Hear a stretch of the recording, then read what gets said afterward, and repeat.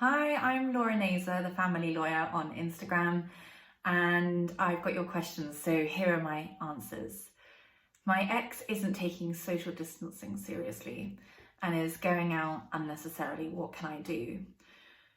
I think for this answer, you need to be really sure that you're right, that they aren't taking it seriously, and if you've got any evidence, you need to communicate that that's what you think is happening and explain that because you think that's happening, you don't want to put the children at risk by them then spending time in their home. And you can make the decision whether or not you have a court order in place for child arrangements. You can say, because I think there is a risk, I don't think it's reasonable for the children to be spending time with you now.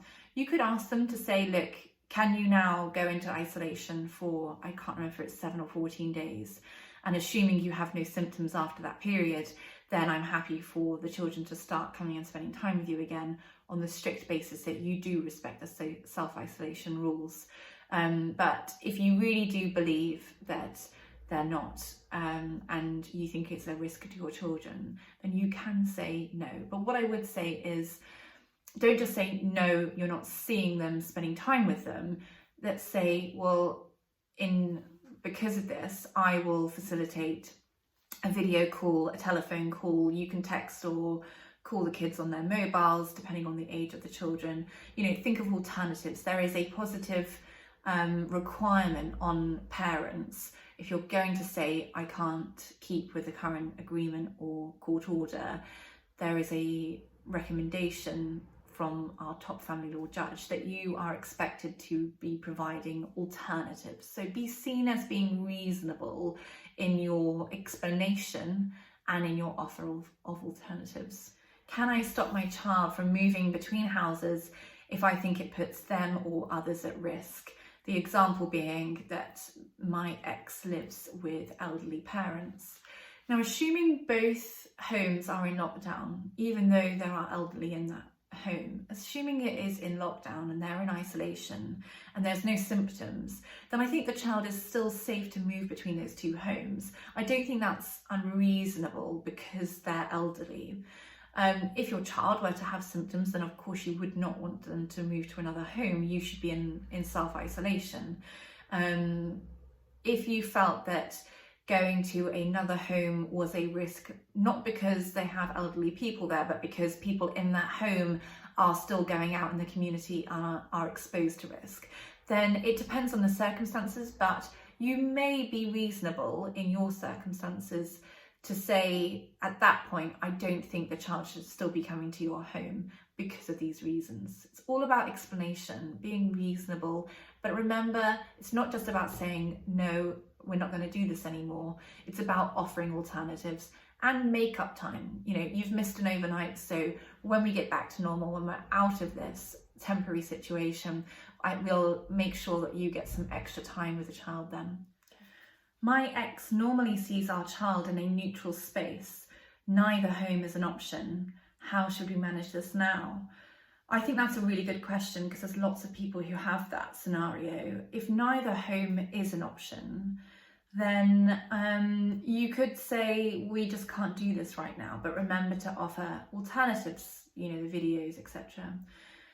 One thing that did spring to mind for me was that we are allowed out to do exercise. You could say, if you live close enough and assuming there is somewhere local to your home that is suitable and not too highly densely used, like a field or a woods with a nice walking path through it, you could say, look, for the exercise exemption, come and see your child by taking them for a walk for an hour or however long you think is reasonable.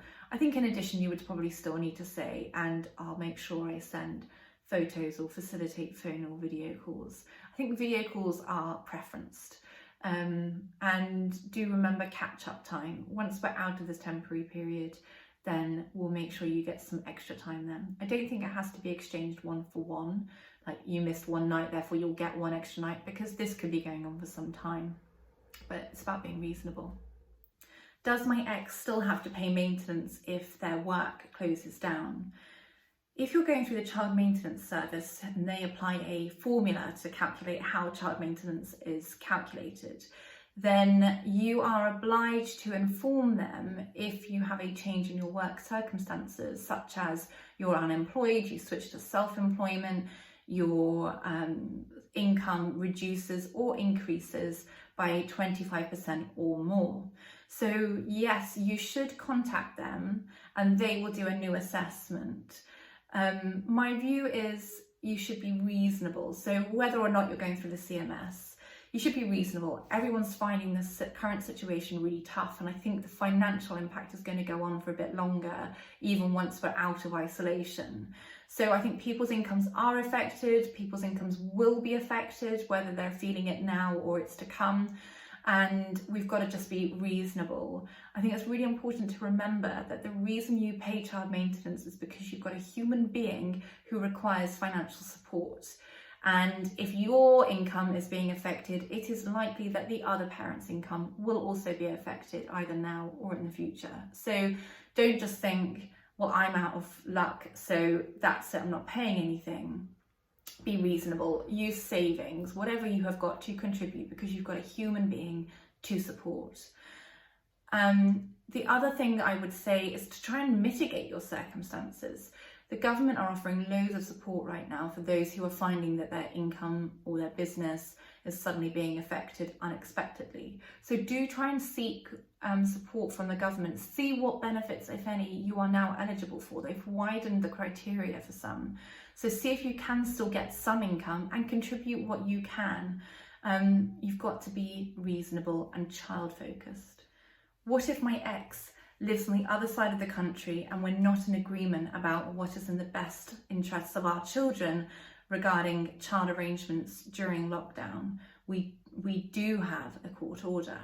So in lockdown, if you've got a court order, you can change it temporarily because of the circumstances we're in.